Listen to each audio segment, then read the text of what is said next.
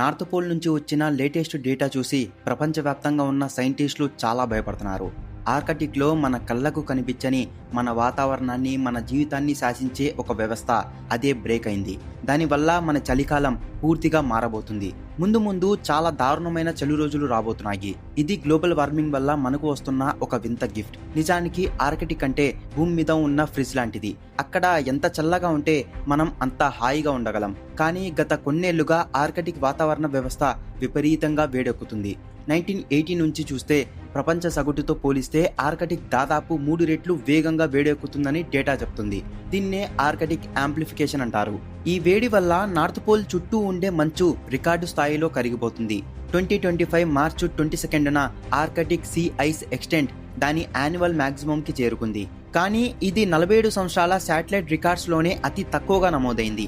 అంతకుముందు 2015, 2016, 2017 and 2018 years లో నమోదైన తక్కువ మాక్సిమం ఏరియా కంటే ఇది ఇంకా తక్కువ.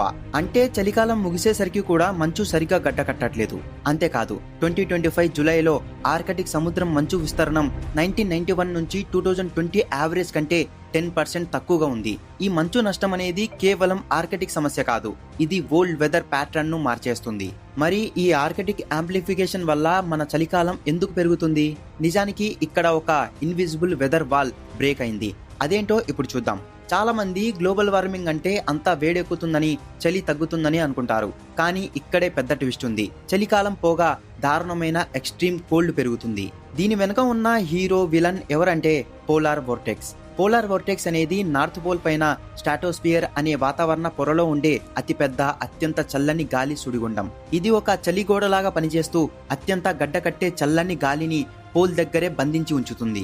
ఈ వోర్టెక్స్ ను అదుపులో ఉంచేది దాని కింద భూమికి దగ్గరగా ఉండే మరో శక్తివంతమైన గాలుల నది, అదే జెట్ స్ట్రీమ్. జెట్ స్ట్రీమ్ ఎలా పనిచేస్తుందంటే, మీరు బొంగరంతో ఆడుకొని ఉంటారు కదా, బొంగరం చాలా వేగంగా స్పిన్ అవుతుంటే అది నిటారుగా స్టడీగా ఉంటుంది కదా, అలాగే జెట్ స్ట్రీమ్ బలంగా వేగంగా ఉంటే అది పోల్ చుట్టూ ఒక స్ట్రైట్ గోడలాగా నిలబడి పోలార్ వోర్టెక్స్ లోని చల్లటి గాలిని మన వైపు రాకుండా ఆపుతుంది. మరి జెట్ స్ట్రీమ్ ఎందుకు వేగంగా తిరుగుతుంది? దాని స్పీడ్ 2 విషయాలపై ఆధారపడి ఉంటుంది. ఒకటి భూమి తిరిగే వేగం, రెండవది పోల్లోని చల్లటి గాలికి భూమధ్య రేఖ వైపు ఉన్న వెచ్చని గాలికి మధ్య ఉన్న టెంపరేచర్ డిఫరెన్స్. ఈ టెంపరేచర్ డిఫరెన్స్ ఎంత ఎక్కువగా ఉంటే జెట్ స్ట్రీమ్ అంత బలంగా ఉంటుంది. ఇప్పుడు ఆర్కిటిక్ యాంప్లిఫికేషన్ వల్ల ఏం జరుగుతుందో చూద్దాం. ఆర్కిటిక్ మిగిలిన ప్రపంచం కంటే వేగంగా వేడెక్కుతుంది కదా, దీనివల్ల ఆర్కిటిక్ మిడ్ లాటిట్యూడ్స్ మధ్య ఉండే టెంపరేచర్ డిఫరెన్స్ తగ్గుతుంది. జెట్ స్ట్రీమ్ కు ఫ్యూయల్ ఇచ్చే ఈ తేడా తగ్గడం వల్ల జెట్ స్ట్రీమ్ యొక్క వెస్ట్ నుండి ఈస్ట్ కు వెళ్లే గాలుల వేగం తగ్గుతుంది. అంటే ఇది బలహీనపడుతుంది. ఇప్పుడు మళ్ళీ బొంగరం కథలోకి వద్దాం. బొంగరం స్పిన్నింగ్ స్లో అయితే ఏం జరుగుతుంది? ఇది వణుకుతుంది కదా, ఆ తర్వాత పడిపోతుంది. అలాగే జెట్ స్ట్రీమ్ స్లో అయినప్పుడు అది వంకర్లు తిరుగుతుంది. దాని వేవ్ పెద్దగా వంకరగా మారుతాయి. ఈ జెట్ స్ట్రీమ్ లోని పెద్ద పెద్ద వంకర్లు పోల్ నుండి వస్తున్న అతి కోల్డ్ ఎయిర్ ని మన మిడ్ లాటిట్యూడ్స్ వైపు తోస్తాయి. ఈ వంకర్లు కూడా ఈస్ట్ వైపు నెమ్మదిగా కదులుతాయి. కొన్నిసార్లు ఒకే చోట ఆగిపోతాయి. దీన్నే బ్లాకింగ్ అంటారు. ఇలా ఒకే చోట వాతావరణం స్టాల్ అవ్వడం వల్ల మనకు సివియర్ వెదర్ కండిషన్స్ వస్తాయి. అంటే వానలు, కరువులు, హీట్ వేవ్స్, లేదంటే దారుణమైన చలిగాలులు వస్తాయి. మరో ముఖ్యమైన విషయం ఏంటంటే, జెట్ స్ట్రీమ్ బలహీనపడటం వల్ల దానిపైన ఉన్న పోలార్ వర్టెక్స్ కూడా డిస్టర్బ్ అవుతుంది. ఈ పోలార్ వర్టెక్స్ లో పెద్ద డిస్టర్బెన్స్ వచ్చినప్పుడు, ఉదాహరణకు సడన్ స్ట్రాటోస్ఫియర్ వార్నింగ్ లాంటిది జరిగినప్పుడు, ఆ చల్లటి గాలి సుడిగుండం అన్స్టడీగా 2-3 ముక్కలుగా చీలి సౌత్ కి దూసుకుపోవచ్చు. ఇది జరిగితే నార్త్ అమెరికా, యూరోప్, ఆసియాలోని తూర్పు ప్రాంతాలలో విపరీతమైన చలిగాలులు వ్యాపిస్తాయి. ఈ సడన్ స్ట్రాటోస్ఫియరిక్ వార్నింగ్ వలనే 2021 ఫిబ్రవరిలో టెక్సస్ లో రికార్డు స్థాయిలో చలిగాలులు వీచాయి. అప్పుడు ఎనర్జీ గ్రిడ్స్ పూర్తిగా ఫెయిల్ అయిపోయింది. $1 బిలియన్ నష్టం వచ్చింది.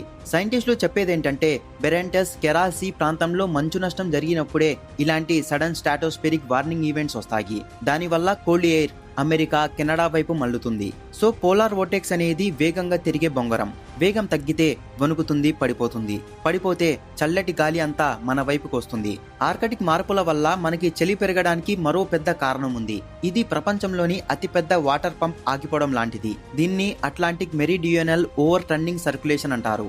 ఈ ఏఎంఓసి అనేది అట్లాంటిక్ ఓషన్ వెచ్చని నీటిని ఈక్వేటర్ నుంచి నార్త్ పోల్ వైపు, చల్లటి నీటిని పోల్ నుండి వెనక్కి తీసుకొచ్చే ఒక పెద్ద కన్వేయర్ బెల్ట్ లాంటిది. ఇది వెచ్చదనాన్ని అంటే వేడిని ప్రపంచం చుట్టూ పంపిణీ చేస్తుంది. ఇప్పుడేం జరుగుతుందంటే ఆర్కిటిక్ లో మంచు కరగడం వల్ల విపరీతమైన ఫ్రెష్ వాటర్ సముద్రంలోకి చేరుతుంది. ఈ స్వచ్ఛమైన నీరు ఉప్పు నీటి కంటే తేలిగ్గా ఉంటుంది.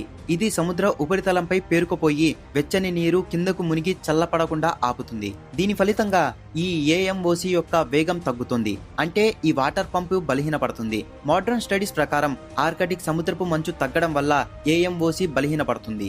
ఏఎంఓసి బలహీనపడితే ఏం జరుగుతుంది? వెచ్చటి నీటి సరఫరా ఆగిపోతుంది. అంటే ఈక్వేటర్ నుంచి నార్త్ అట్లాంటిక్ ప్రాంతానికి వెళ్లాల్సిన వేడి తగ్గుతుంది. ఇది లోకల్ గా వాతావరణాన్ని చల్లబరుస్తుంది. ఏఎంఓసి వేగం తగ్గితే అది ప్రపంచ వాతావరణంలోని ఇతర వ్యవస్థలైన ఈఎన్ఎస్ఓ యొక్క తీవ్రతను ప్రభావితం చేస్తుంది. దీన్ని మీరు ఒక పెద్ద బిల్డింగ్ లోని వాటర్ పంపుతో పోల్చుకోవచ్చు.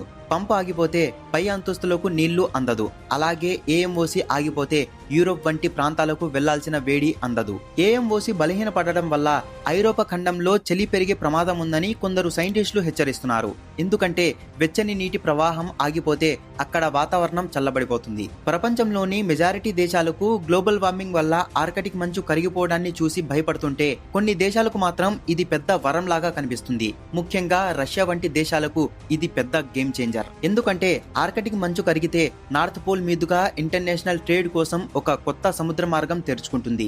ఈ కొత్త మార్గాన్నే నార్థన్ సీ రూట్ అంటారు. ప్రస్తుతం ఆసియా నుండి యూరోప్ కి షిప్పులు వెళ్లాలంటే సుయాజ్ కెనాల్ ద్వారా లేదా ఆఫ్రికా చుట్టూ తిరిగి వెళ్ళాలి. దీనికి చాలా టైం అండ్ మనీ ఖర్చు అవుతుంది. కానీ నార్థన్ సీ రూట్ తెరుచుకుంటే ఈ దూరం వేల మైళ్లు తగ్గుతుంది. బరెంటెస్ కెరా సీ ప్రాంతంలో సముద్రపు మంచు తగ్గడం వల్ల ఆ ప్రాంతం లోకల్ థర్మల్ ఫోర్సింగ్ ను పెంచుతుంది. ఇది పోలార్ వర్టెక్స్ ను డిస్టర్బ్ చేస్తుంది. బీకేఎస్ ప్రాంతంలో మంచు నష్టం జరగడం వెనుక ఉన్న జియోగ్రాఫికల్ సిగ్నిఫికెన్స్ ఇదే. రష్యా వంటి దేశాలకు ఇది ఫైనాన్షియల్ గా స్ట్రాటజికల్ గా చాలా పెద్ద అవకాశం. వారు ఈ కరుగుతున్న మంచును తమ ఫైనాన్షియల్ అండ్ కమర్షియల్ బెనిఫిట్స్ కోసం ఉపయోగించుకోవాలని చూస్తున్నారు. కానీ ప్రపంచంలోని మిగతా దేశాలకు, ముఖ్యంగా నార్థన్ హెమిస్ఫియర్ లో ఉన్న దేశాలకు ఈ మంచు కరగడం వల్ల వచ్చే వాతావరణ మార్పులే అతిపెద్ద భయం. ఈ ప్రాంతీయ మంచు నష్టం ముఖ్యంగా బెరెంటెస్ కెరాసీ ప్రాంతంలో వాతావరణాన్ని అన్స్టేబుల్ చేసి మనకు దారుణమైన చలికాలాన్ని ఇస్తుంది. మరి ఈ ఆర్కిటిక్ గందరగోళం మన ఇండియాపై ఏం ప్రభావం చూపిస్తుంది? ఇది డైరెక్ట్ గా మన చలికాలం మాన్సూన్ ప్యాటర్న్ ను ఎఫెక్ట్ చేస్తుంది. ఫస్ట్ ది తీవ్రమైన చలిగాలులు. ఆర్కిటిక్ మార్పుల వల్ల జెట్ స్ట్రీమ్ వంకర్లు తిరుగుతుందని, పోలార్ వర్టెక్స్ డిస్టర్బ్ అవుతుందని తెలుసుకున్నాం కదా. దీని ఫలితంగా ఆర్కిటిక్ నుండి వచ్చే చలిగాలులు నేరుగా దక్షిణానికి దూసుకుపోవడానికి అవకాశం దొరుకుతుంది. ఈ చల్లని గాలి ప్రధానంగా యూరోప్, ఆసియా వంటి నార్థన్ హెమిస్ఫియర్ కాంటినెంట్స్ పై వ్యాపిస్తుంది. హిస్టారికల్ రికార్డ్స్ ప్రకారం గతంలో కూడా ఇండియాలో 2011, 2012, 2017 ఇయర్స్ లో తీవ్రమైన కోల్డ్ వేవ్స్ నమోదయ్యాయి. ఆర్కిటిక్ మంచు తగ్గడం, ముఖ్యంగా బెరాంటస్ కెరాసీ ప్రాంతంలో చలికాలంలో ఈస్ట్ ఏసియాలో తీవ్రమైన చలికి దారిస్తుందని స్టడీస్ చెప్తున్నాయి. జెట్ స్ట్రీమ్ లోని ఈ పెర్సిస్టెన్స్ వల్ల నార్త్ ఇండియాలోని నార్త్ ఇండియన్ ప్లేట్స్ లో చలి తీవ్రత పెరిగి చాలా రోజులు కొనసాగుతుంది. దీనివల్ల పొగమంచు కూడా ఎక్కువయ్యే అవకాశం ఉంటుంది. ఇక సెకండ్ ది వింటర్ రిస్క్. ముఖ్యంగా 2025-2026 వింటర్ కోసం వచ్చిన అంచనాలు చాలా భయంకరంగా ఉన్నాయి. రాబోయే చలికాలంలో పోలార్ వర్టెక్స్ ని డిస్టర్బ్ చేసే ఆర్కిటిక్ ఫోర్సింగ్ బాగా పెరగడానికి అవకాశం ఉంది. ఎందుకంటే బెరాంటెస్ కెరాసీ ప్రాంతంలో మంచు బాగా తక్కువగా ఉంది. ఇది కేవలం ఒక చలికాలం మాత్రమే కాకపోవచ్చు. గ్లోబల్ వార్మింగ్ ట్రెండ్ పెరుగుతున్నప్పటికీ తీవ్రమైన చలిగాలులు కొనసాగుతాయి. బహుశా మరింత తరచుగా రావచ్చు అని రీసెర్చర్స్ చెప్తున్నారు.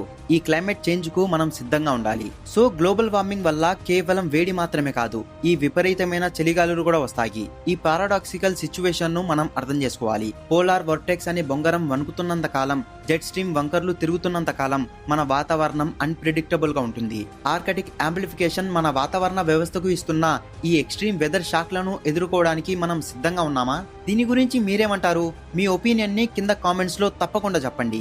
మీరు ఈ ఛానల్ ను ఫస్ట్ టైం చూస్తుంటే ఇటువంటి ఇంపార్టెంట్ విషయాల గురించి అప్ టు డేట్ తెలుసుకోవాలంటే ఇప్పుడే సబ్స్క్రైబ్ చేసుకొని బెల్ ఐకాన్ ని ఆల్లో పెట్టుకోండి. జై హింద్.